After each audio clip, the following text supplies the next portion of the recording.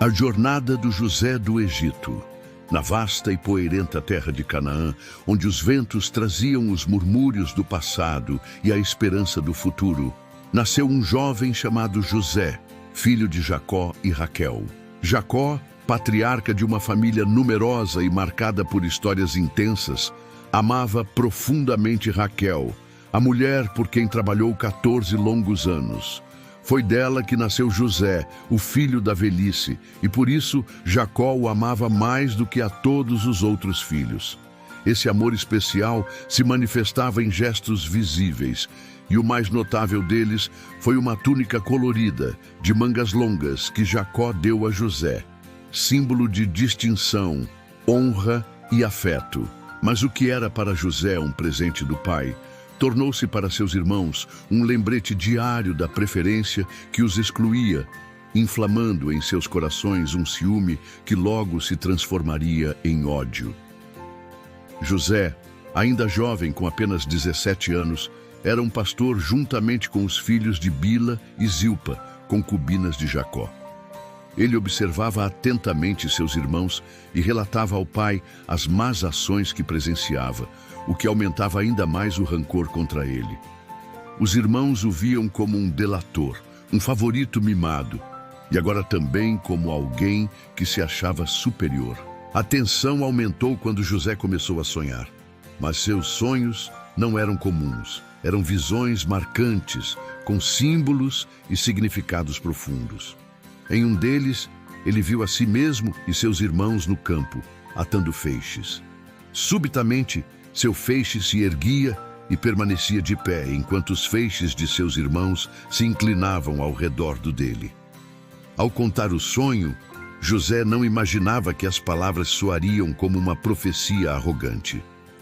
"Reinarás tu sobre nós?", questionaram os irmãos, cheios de escárnio. A raiva cresceu. Pouco depois, José teve outro sonho ainda mais impactante.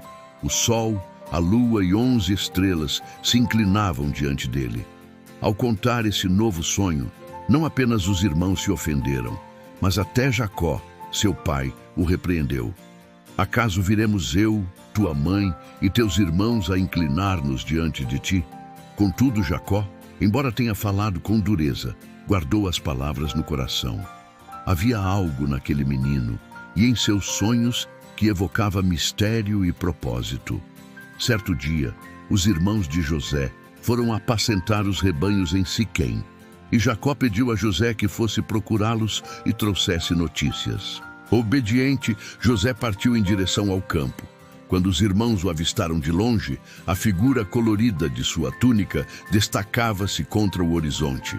O coração deles já estava endurecido, e uma ideia terrível se formou. "Lá vem o sonhador, vamos matá-lo e lançar seu corpo numa cisterna.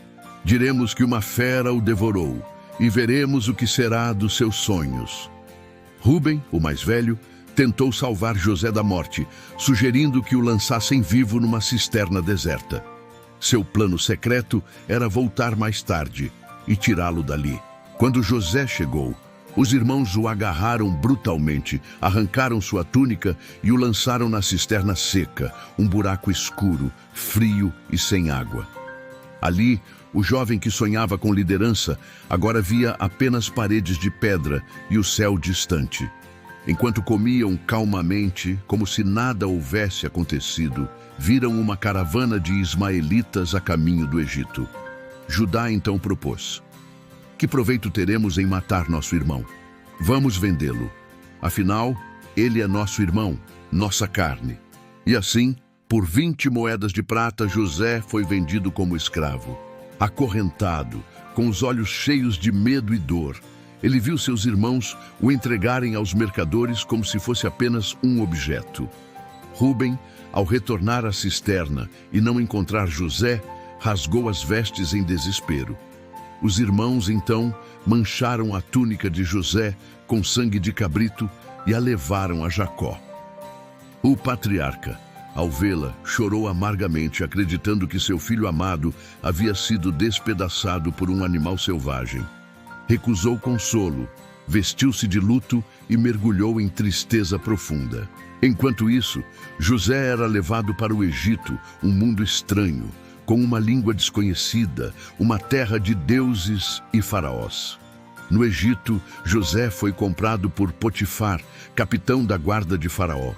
Embora escravo, o favor de Deus estava com ele.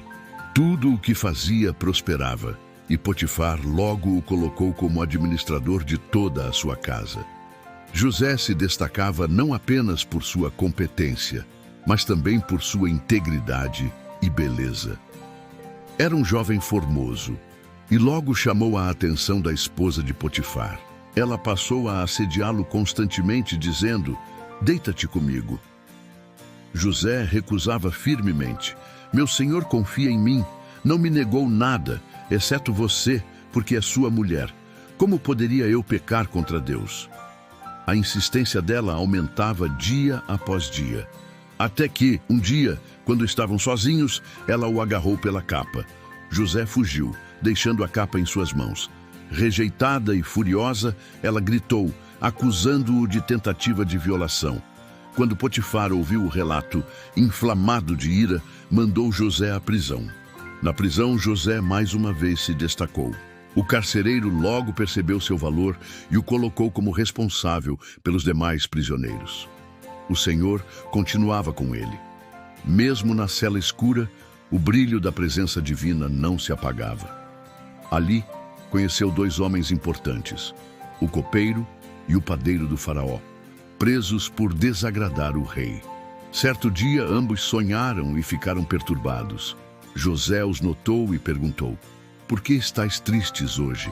Eles contaram seus sonhos e José respondeu: "Não pertencem a Deus as interpretações?